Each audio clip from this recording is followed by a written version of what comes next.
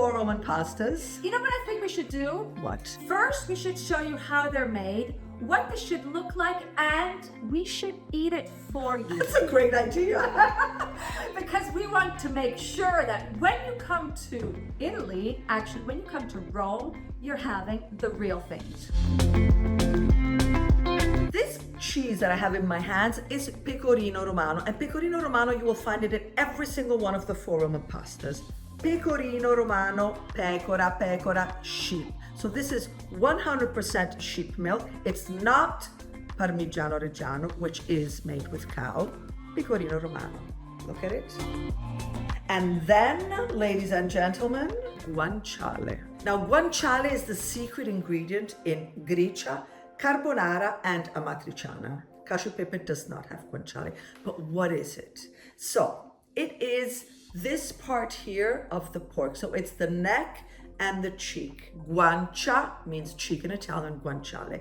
And it is cured, and it is perfection. Look at this. It's got all the spicy of the peppers on one side, so it infuses all the flavors while it's cured. It's got the, in Italian it's cotoina, I don't know how you call it in English, the skin of the pork. And why is it so special and so incredible? You see, it's got this fat, and this fat is magical. When you cook it, it just makes everything, it's this melt in your mouth kind of touch, and it's just incredible. It's not pancetta. Pancetta comes from the stomach. It's not bacon. Guanciale, it's this unique part here, and it makes the difference, complete difference of all the world. Class, may I have your attention, please? We need to talk now about the 4 Roman pastas, and I think the best way to picture it is with a Y. Now, if you start at the very bottom, you've got Cacio and Pepe. Cacio is the local term for cheese, Pecorino Romano, and black pepper. Then you add another incredible ingredient, the guanciale, and the Cacio and Pepe turns into a Gricia. Now you take the Gricia, and 2 things can happen if you play around with 2 different ingredients.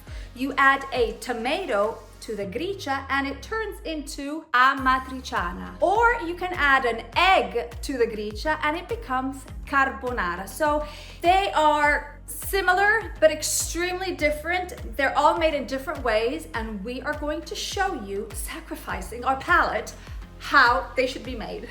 We came over to a friend's house. She is an incredible chef, and the deal is you cook, we eat. Now let's start with Cacio and Pepe. To make Cacio and Pepe, you just need 2 ingredients. It's the grated Pecorino Romano cheese and black pepper. You think it's easy? Wrong. It's the trickiest one to make because you need to know what to do. There are 2 important steps, but consider that each chef and each home has their own little trick to do this one thing that is super important, is to create a Pecorino Romano paste. Some people add the hot pasta water, other people add just cold water, sparkling water. What you have to do is you create this thick paste, which will then soften with the hot pasta. What pasta? The perfect pasta is the long pasta. Traditionally in Rome, we like to use a pasta called tonnarelli, sort of like a squared spaghetti. So if you see a Cacio and Pepe, which is creamy, it's so luscious, just remember 2 ingredients: no butter, no heavy cream, no whatever. It's just grated Pecorino Romano and black pepper.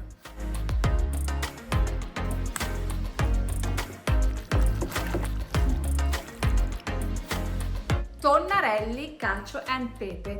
And did you know that Cacio and Pepe together with Gricia are very old? Actually, I would say ancient. They date all the way back to the Roman ancient times. Buon appetito. When you add guanciale to Cacio and Pepe, you have Gricia. And you might think they're exactly the same. No, they are not. In Cacio and Pepe, the main ingredient is the Pecorino Romano, while in Gricia, the king of the dish is the guanciale. Picture this, okay? You take the guanciale and you slice it, and then each slice you cut into strips. You put the strips without anything else in a pan because what you want is the fat to gently and slowly melt, so it renders. And that is the magic, because when you emulsify that with the water of the boiling pasta, it creates this luscious, delicious cream that then makes the dish sing, and it's just perfection.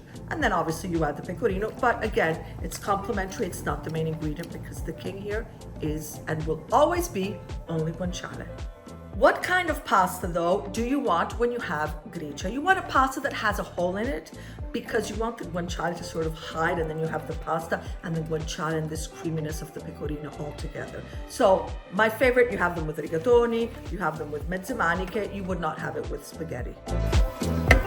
Now this is what I would call a masterpiece. This is the gricia, and you see how simple what you can make with just 3 ingredients. I mean, look at this. This is look at this. You have the guanciale, and that's why it's important to have this kind of pasta, because you see what hid inside, a little piece of guanciale, so then when you eat it, you get everything together. And maybe I didn't make it obvious enough, but this is my very, very favorite. I love gricia. Buon appetito. If you add an egg to gricia, you get carbonara. Some people like to add the whole egg, other people like to add the yolk. But regardless, the most important thing is the creaminess of the egg, because you don't want it to scramble. You're not having scrambled eggs with pasta, you're having carbonara, which then mixes with the guanciale, with the pecorino, and it has to be luscious. The perfect pasta for carbonara is a short pasta. Again, it could be a rigatoni, it could be mezze maniche, and in Rome, personally, mezze maniche is the way to go. Carbonara. And you know what the funny thing is? Because this has become a worldwide sensation, but the original recipe, like the way that we know it today, is from the 1980s. So it's quite recent.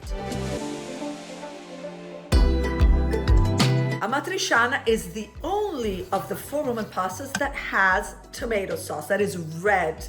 And imagine that gricia, up until not that long ago, was known as the white Amatriciana, white meaning tomato-less. And something extraordinary, see how Italians we are with our food?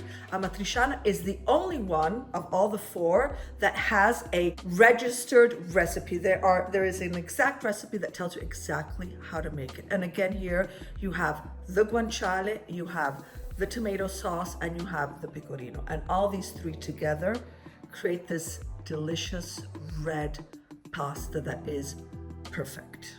Amatriciana is traditionally paired with bucatini pasta, which is a long spaghetti-like, hollow in the center. But nowadays we sort of modernize ourselves, and we really enjoy our short pasta. Also because Amatriciana has guanciale, and the guanciale hides in the pasta, and so rigatoni or mezze maniche are perfect.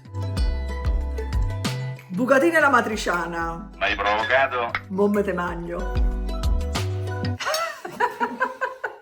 So since by now you are probably salivating, we want to tell you how to have the best 4 Roman pastas, whether it's carbonara, cacio and pepe, amatriciana, or gricia, of your life. 1, you come to Rome. What do? You can pick a cooking class with us, because our local chef will teach you all the tricks and tips to make them all 4 to perfection. But if you don't want to cook, you want to sit down and eat them all, we have you covered there too, because you sit down and you enjoy all 4 of them in one go. And if you're not coming to Italy, who cares? Because we have an online community called Casa Local Aromas, and there you have the recipes, actually, No, more than that. the video recipes, so that you can see step by step how to make them at home, enjoy them with your friends, and everybody's just going to be extremely happy. Now, all you have to do, I would say, is go to our website, localaromas.com, And pick whatever makes your belly happy. which is very important.